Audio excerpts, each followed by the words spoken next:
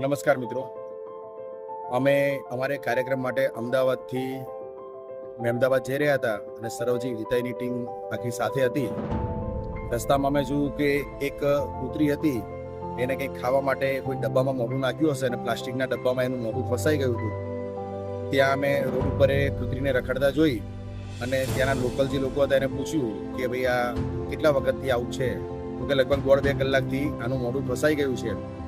તો અમે અમારી ગાડી સાઈડમાં રોકી અને એ કૂતરીને ત્યાં રેસ્ક્યુ કરવા ગયા. ઘણી મહેનત પણ પડી, કારણ કે અંદર ખેતરમાં ભાગી ગઈ અને જ્યાં ત્યાં દોડવા લાગી. પરંતુ સર્વજીવની જે ટીમ હતી એણે કૂતરીને પકડી રેસ્ક્યુ કરી અને એ જે પ્લાસ્ટિકનો ડબ્બો હતો એના મોઢામાંથી કાઢી અને પછી એને છૂટી મૂકી. એના કારણે ખાઈ પણ નથી શકતી, પી પણ નથી શકતી અને એને શ્વાસ લેવામાં પણ તકલીફ પડતી હતી.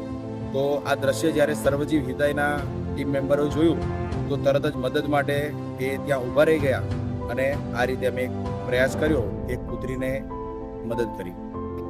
કાકા, આ જે કૂતરો હમણાં આપણે પેલું એના મોઢામાંથી પેલી જે